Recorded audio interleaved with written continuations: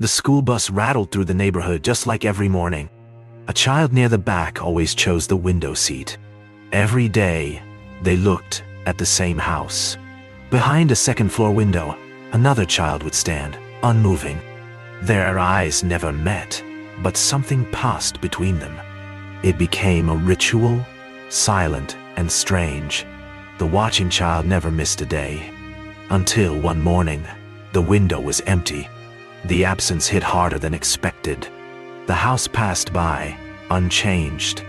But the window, it stared back, hollow. The usual presence was gone. Something felt wrong. The child on the bus kept glancing back. They tried to shake the feeling, but couldn't. The bus pulled away, but the question stayed. After school, the child didn't go straight home. Their feet carried them back to the house. It looked quiet, too quiet. No lights in the windows, no movement inside. They stopped at the gate, heart thudding. Should they knock? Say something? A curtain twitched, or maybe it was the wind. They turned away, but the silence followed. That night, sleep wouldn't come. The empty window haunted the child's thoughts. They remembered every glance, every silent morning, the image of the still face framed by the glass. They reached for a notebook, flipping it open. Inside were sketches of the house, the window, the other child. How long had they been drawing them? Too long to forget now. They made a decision. Tomorrow, they would find out. The next morning came with clouds and chill. The child stood by the stop, heart hammering. They knew the route by heart now. As the bus neared the house, time slowed. Their eyes searched the window, desperate. Still empty, still wrong. This time, they didn't look away. They were going to do more than just watch. That afternoon, they asked to get off a stop early. The bus doors hissed closed behind them. They stood still for a moment, listening. The street was quieter than they remembered. Each step toward the house felt heavier. They weren't sure what they were looking for, but they had to see it up close. They crossed the street, breath held tight. The yard looked forgotten, overgrown, tired. A faded toy lay near the porch, weathered by time. The front gate was locked. They gripped the cold metal, peering in. The curtains didn't move this time. No sound, no sign of life.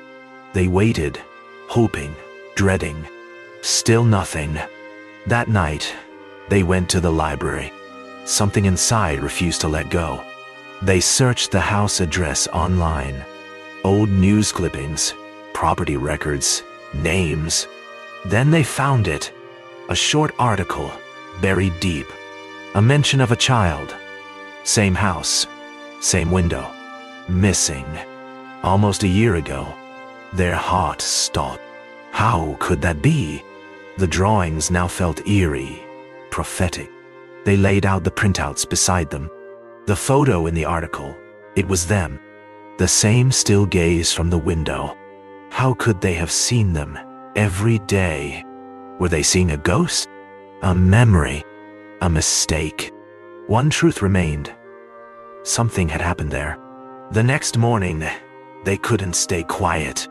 They asked to see the school counselor. The words came out shaky, but clear. They spoke of the house, the window, the missing child. They showed the drawings, proof of what they'd seen. The counselor listened closely, eyes narrowing with concern. She didn't call them silly. She said she would look into it. And the child felt, for the first time, a little less alone. The counselor kept her promise. They waited outside the office, fingers tangled in worry. Through the door, they could hear her voice, low, serious. She was making calls, asking questions. Their story was no longer just a story. It was being heard, and that changed everything. 2 days later, the car appeared. Plain, quiet, like the secret it carried. 2 people got out, notebooks in hand. They knocked gently, no answer. The child watched from the corner, barely breathing. One officer circled to the back. Then, a noise, a reaction. Something was still inside. The officer stepped in, careful and slow. The air was thick with dust and silence. Old newspapers scattered the floor, photographs on the wall, some with faces scratched out. Down the hallway, a door creaked open. Light flickered from within. One officer called out gently. A faint voice answered. Inside the room was a child, small, pale, blinking against the sudden light. They clutched a worn stuffed animal. Drawings covered the walls, windows, buses, a face. The officer knelt down. "It's okay now," they said. "You're safe." "Lee." The child nodded slowly. The window watcher was real and alive. The next day, the window remained empty, but not in the way that hurt. It was no longer a silent plea. It was quiet, because it could be. They watched it pass, heart steady. The story was no longer a mystery. It had become a truth, one they were brave enough to follow, and one they'd never forget.